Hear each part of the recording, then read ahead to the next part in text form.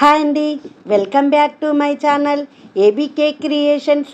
ఈ 2025వ సంవత్సరంలో శ్రీకృష్ణ జన్మాష్టమి పండుగ ఎప్పుడు వచ్చింది, అష్టమి తిథి ఎప్పటి నుంచి ప్రారంభమై ఎప్పటితో ముగుస్తుంది, స్వామివారికి పూజ ఏ సమయంలో నిర్వహించుకోవాలి, స్వామివారికి ఏ నైవేద్యాలు సమర్పించాలి, ఏ మంత్రాలు పఠించాలి అనే విషయాల గురించి తెలుసుకుందాం. శ్రీకృష్ణుడు ద్వాపరయుగంలో శ్రీముఖనామ సంవత్సరము శ్రావణ మాసము బహుళ అష్టమి తిథి రోజు రోహిణీ నక్షత్రంలో జన్మించాడు అని మన పురాణాలు తెలియజేస్తున్నాయి. శ్రీకృష్ణ పరమాత్మ ఆవిర్భవించిన దివ్య తిథినే శ్రీకృష్ణాష్టమిగా జరుపుకుంటారు. ఈ శ్రీకృష్ణాష్టమినే శ్రీకృష్ణ జన్మాష్టమిగా, గోకులాష్టమిగా, అష్టమి రోహిణిగా కూడా పిలుస్తారు. దేవకీదేవి వసుదేవులకు అష్టమ సంతానంగా శ్రీకృష్ణుడు జన్మించాడు. శ్రీ మహావిష్ణువు యొక్క 8వ అవతారమే ఈ కృష్ణావతారము. శ్రీకృష్ణావతారం చాలా విశేషమైనది. శ్రీకృష్ణుడు సకలగుణ రక్షకుడు, సర్వదుష్ట శిక్షకుడు, గోపికా వల్లభుడు, రాధా మనోహరుడు. పుట్టగానే తల్లి నుంచి దూరమయ్యాడు. చాలా చిన్నతనంలోనే పూతకి అనే రాక్షసుని చంపాల్సి వచ్చింది. కొద్దిగా ఎదగగానే కంసుని సంహరించాడు. ఇలా ఎంతోమంది దుష్టులను సంహరించాడు. చిన్న వయసులోనే గోవర్ధనగిరిని ఎత్తాడు. కాళీయమర్దనం చేశాడు. భగవద్గీత బోధనం చేసిన గీతాచార్యుడు ఆ పరంధాముడు. పాండవుల పక్కన చేరి మహాభారతాన్ని నిర్మించాల్సి వచ్చింది. ఇన్ని ఘట్టాలున్నాయి శ్రీకృష్ణుని జీవితంలో. అందుకే భాగవతం ఒక్కసారి చదివితే శ్రీకృష్ణుని యొక్క తత్వం మొత్తము అర్థమవుతుంది. శ్రీకృష్ణ జన్మాష్టమి పండుగను దేశవ్యాప్తంగా ఎంతో ఘనంగా జరుపుకుంటారు. ఈ 2025వ సంవత్సరంలో కృష్ణాష్టమి పండుగ ఎప్పుడు వచ్చిందో తెలుసుకుందాం. స్వస్తి శ్రీ చంద్రమానేన శ్రీ విశ్వవసునామ సంవత్సరము శ్రావణ మాసము బహుళపక్షము అష్టమి తిథి ఆగస్టు 15వ తేదీ శుక్రవారం రోజు రాత్రి 1:25 నుంచి ఆగస్టు 16వ తేదీ శనివారం రాత్రి 10:54 వరకు ఉంటుంది. అష్టమి తిథి రాత్రి సమయంలో ఎప్పుడైతే ఉంటుందో ఆ రోజు శ్రీకృష్ణ జన్మాష్టమిగా జరుపుకుంటాము. కాబట్టి ఆగస్టు 16వ తేదీ శనివారం రోజున శ్రీకృష్ణ జన్మాష్టమి పండుగను జరుపుకోవాలి. పురాణాల ప్రకారము దేవకీ సోదరుడు పరమ రాక్షసుడైన కంసరాజు. అతనికి చెల్లెలు అంటే అమితమైన ప్రేమ. తనను వసుదేవునికిచ్చి వివాహం జరిపించి అనంతరము అత్తవారింటికి సాగనంపే సమయంలో ఆకాశవాణి తన చెల్లెలు కడుపులో అష్టమ సంతానంగా పుట్టబోయే బిడ్డ కంసుని వధిస్తాడని చెబుతుంది.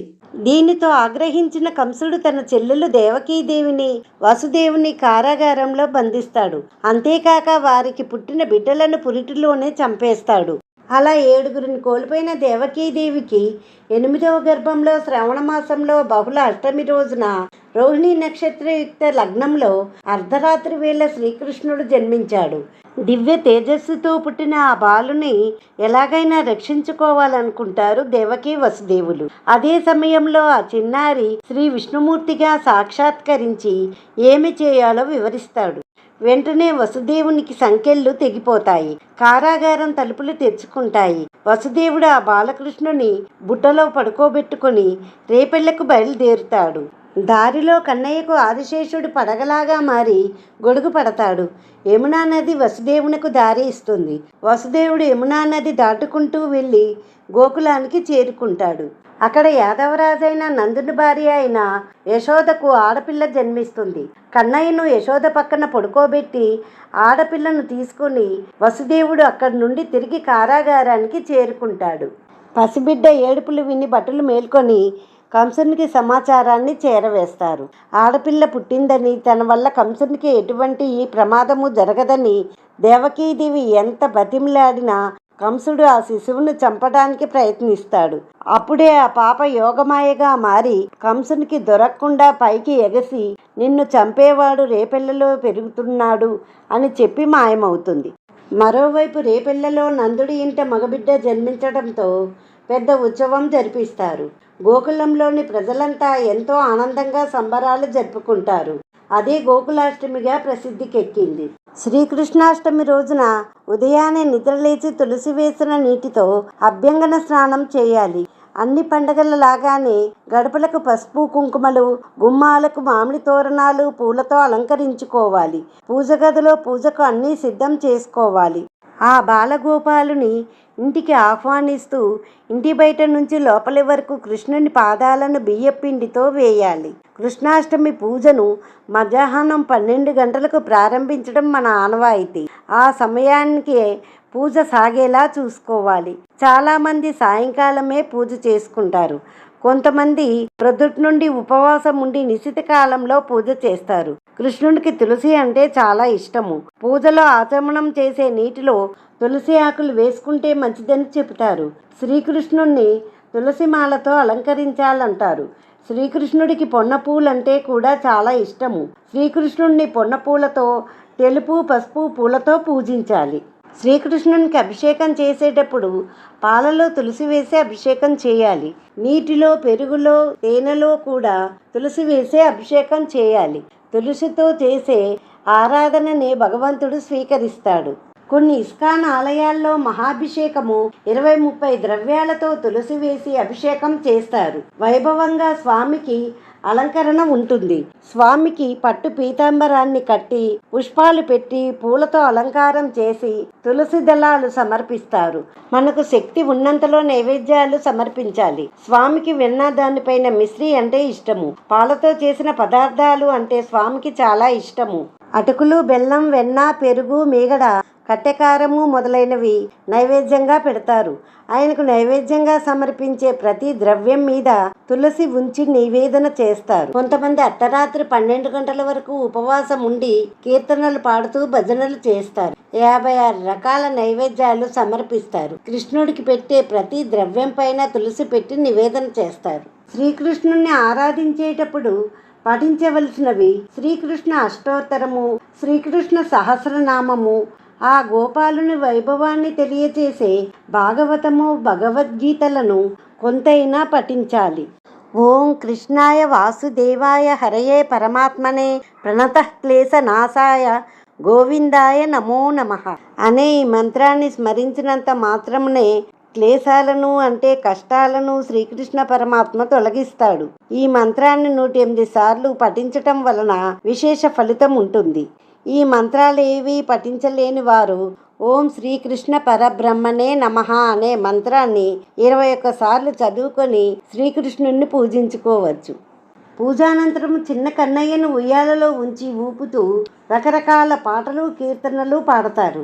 సంతానం లేనివారు ఈ రోజున శ్రీకృష్ణుని పూజ చేసి కన్నయ్య ఉన్నటువంటి ఉయ్యాల ఊపటం వలన సంతానం కలుగుతుందని నమ్ముతారు.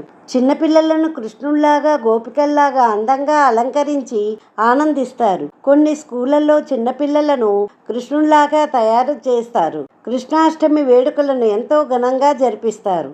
మన దగ్గరలో ఉన్న ఇస్కాన్ టెంపుల్కి కానీ, శ్రీకృష్ణ దేవాలయాలకు కానీ వెళ్ళి శ్రీకృష్ణుడిని దర్శించుకోవాలి. కొన్ని ఇస్కాన్ టెంపుల్లో శ్రీకృష్ణాష్టమి వేడుకలు ఎంతో ఘనంగా జరుగుతాయి. కొన్ని ఇస్కాన్ టెంపుల్స్లో స్వామికి 2-3 వేల రకాల నైవేద్యాలు నివేదిస్తారు. కొన్ని వేల మంది భక్తులు రావడానికి వీలుగా ఏర్పాట్లు చేస్తారు. ఆ రోజు మనము గోసేవ చేసుకోవాలి. వీలున్నంత వరకు దానం చేయాలి. అన్నదానం కానీ, భగవంతుని యొక్క సేవలకు ద్రవ్యం కానీ ఇవ్వాలి. ఉపవాస దీక్ష చేసిన వారు మరునాడు ఉదయము దగ్గరలో ఉన్న వైష్ణవాలయానికి వెళ్ళి శ్రీకృష్ణుని దర్శించుకొని ఉపవాస దీక్ష విరమిస్తారు. ఈ రోజున ఉపవాస దీక్ష చేసిన వారి జన్మాంతర పాపాలు శ్రీకృష్ణాష్టమి వ్రతము 1,000,000 ఏకాదశుల వ్రతముతో సమానము కనుక తప్పక ఈ వ్రతాన్ని ఆచరించాలి. తరువాత ఉట్టిని కొడతారు. ఒక్కొక్క ప్రాంతంలో, ఒక్కొక్క సాంప్రదాయంలో ఈ ఉట్టిని కొడతారు. ఎంతో ఉత్సాహభరితంగా ఈ ఉట్టి పండుగ జరుగుతుంది. శ్రీకృష్ణుడు అర్ధరాత్రి జన్మించాడు కనుక శ్రీకృష్ణ దేవాలయాల్లో అర్ధరాత్రి వరకు ఉత్సవాలు జరుగుతాయి. మధుర, ద్వారకా, బృందావనము, ఉడిపి, పూరి, గురువాయూరు మొదలగు క్షేత్రాలలో కృష్ణాష్టమి వేడుకలు ఎంతో ఘనంగా, వైభవంగా నిర్వహిస్తారు. శ్రీకృష్ణుడికి పత్రము, పుష్పము, ఫలము, తోయము ఈ 4ంటిని భక్తితో సమర్పించాలి. పత్రము తులసి దళము, పుష్పము పువ్వులతో, పళ్ళతో, తోయము నీరు, పాలుతో భక్తులు శ్రీకృష్ణుని ఆరాధిస్తే చాలు వారిని అనుగ్రహిస్తానని శ్రీకృష్ణుడు తెలిపాడు. కృష్ణుడు చెప్పినన్ని రాజకీయాలు, విలువలు, న్యాయాలు ఎవరూ చెప్పలేదు. ఆ కృష్ణతత్వాన్ని మన జీవితంలో నింపుకోవాలి. ఈ విధంగా కృష్ణాష్టమి రోజున శ్రీకృష్ణుని పూజించటం వలన కోటి జన్మల పుణ్యం లభిస్తుందని, సకల పాపాలు నశిస్తాయని, ధర్మార్థ కామ మోక్ష ప్రాప్తి కలుగుతుందని స్కంద పురాణం చెప్తుంది. ఈ వీడియో కనుక నచ్చినట్లయితే లైక్ చేసి మీ ఫ్రెండ్స్ అండ్ ఫ్యామిలీకి షేర్ చేయండి. మరిన్ని ఇంట్రెస్టింగ్ వీడియోస్ కోసం మా ఛానల్ సబ్స్క్రైబ్ చేసుకోండి.